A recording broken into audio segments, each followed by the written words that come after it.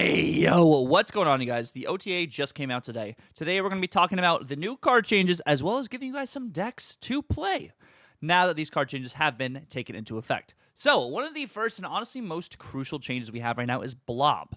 Blob is no longer going to have his ongoing ability, meaning that Blob does no longer work with Mystique. It also means Cannonball does not immediately destroy Blob. It also means that Blob can work with Sauron because Blob's on reveal is still there, and because the way Sauron works, if you have an ongoing ability, you remove all text of the card.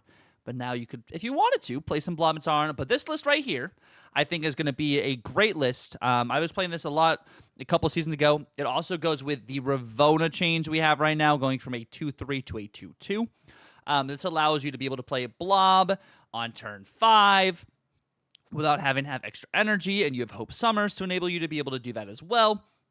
You have your Shuri package. You have Taskmaster. If you do have Ravonna down, you can play your Taskmaster and your armor on turn 6, which is nice. But you don't have to run any Aerosum stuff to get extra energy. You're using all your discounts to be able to help you there and go vertically because it's a Shuri package. The next change we have is Mockingbird. Mockingbird has a well-deserved nerf / buff in power. She's now a 6-cost, 10-power card. Instead of a 5/9. I think it's because of all the Aerosum and just because how good Mockingbird has been at a 5-drop, being able to play her out early. So I totally understand why they're doing all this and the reasoning behind it all. But with this list right here, I think you can actually get some more Scar value now.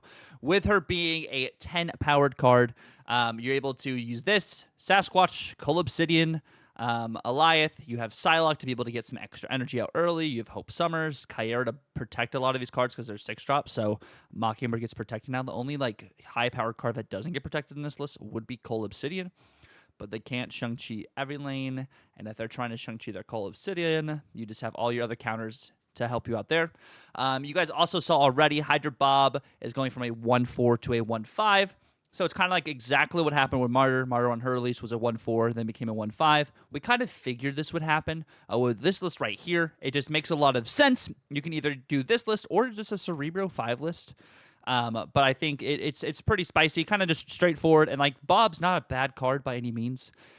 He's just an interesting card. You just if you both snap on the same turn, Bob moves once. But if you snap on different terms, Bob only moves twice that game. So just playing around the snapping and everything too.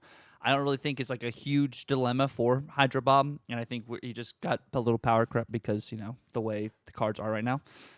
Next, I think one of our other substantial changes here is going to be Viper. So Viper is now going to flip over this card that has the lowest power. So having a targeted ability on Viper, I think, is better. I still don't know how she fits on curve at a 3-drop opposed to a 2-drop, but hopefully this gives her more playtime as an alternate, maybe in some of these junk or counter junk packages. And I think this right here, you're using her as an alternate, Annihilus in a sense, and you still have your Cersei stuff. But at least you can target the Void now. You can target Goblins. You can target Widow's Kisses, as people are still playing a lot of White Widow right now. So it's going to be just really interesting to see what exactly happens to Viper, but it also helps you at lower collection levels if you do not have Annihilus. Sauron also got another power bump. So Sauron went from a 3-3 to a 3-4.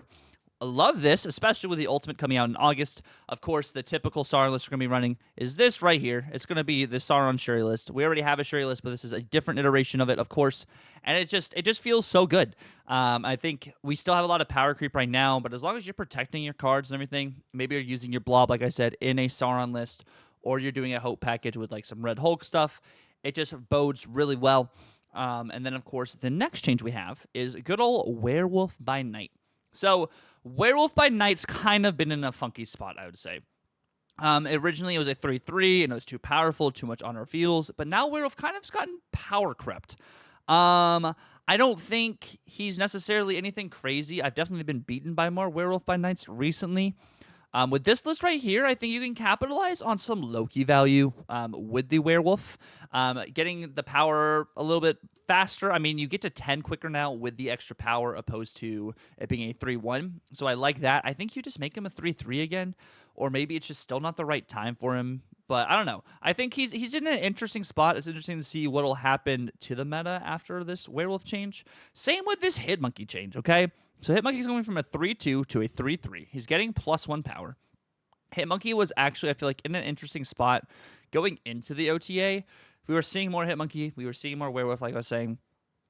But I wonder if this actually helps horizontal, like Hitmonkey, go more over the top. I think you get some immediate Gwenpool value here, too, because you're playing Hitmonkey with a lot of Mysterio stuff. And if you're playing Gwenpool as your turn 4 play, which your turn 4 play really just depends on what's happening, or it depends if you're playing some just regular bounce stuff, if you are bouncing stuff, or if you're just playing Slam.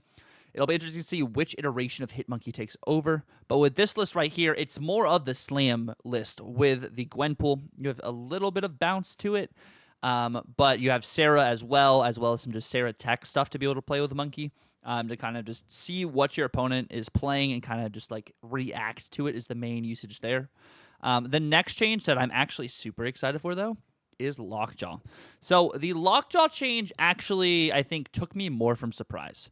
I think because of all the Erisham stuff, and Lockjaw has been limited like this for a long while, only being able to swap out one card, but now you can swap out as many cards as possible in Lockjaw on the same turn. This works really well for the Thor package, allowing you to be able to rotate your hammers in and out. We might be getting some Lockjaw Hella back, since you can play as many cards in there as possible and you're reaching for your Hella. It's good for Thanos as well, because Thanos was using Lockjaw, throwing your stones in there. You may get some Fastos value actually doing this too. I think this makes Lockjaw way more flexible again. And I think it adds just another different play style to Snap that we haven't seen in a hot minute. But it's gonna be interesting just to see how this affects the meta. This overall OTA, I think, is pretty solid. And like, of course, this Lockjaw list I do enjoy as well. We're gonna have it on screen while we talk about the rest of the OTA. I think the OTA is interesting. I think it opens up the game a little bit more to play some different archetypes. Erisham has been just dominating everywhere. So I think Mockingbird got hit kind of because of Erisham, but also because she was just absolutely amazing, and I think she was the best card in the game. And then Blob got hit so that you can't do the Mystique interaction anymore. I think this is going to be just more of an Absorbing Man kind of play, but you're still running Mystique for your Darkhawk and Erisham. Erisham hasn't been addressed because of all the unknowns and stuff. It makes the archetype still really interesting, but I understand at the same time, we told you guys to get Erisham. We told everyone to get Erisham. Everyone has been playing Erisham because they save their resources, because content creators and the whole community as a whole told you guys to get Erisham, so I get it. And you don't want to waste the resources you spend because of how just limited resources are and everything. But I think, like, rating-wise, this OTA is probably, like, maybe a 3.2 out of 5. I think there's just a lot of good. They touched all sorts of different bases here, affecting Series 5 cards, Series 4 cards, and just Series 3 typical cards. So I think they did a good job, and I'm interested to see how this OTA just reshapes the meta going forward. We got Deadpool's Diner on Tuesday.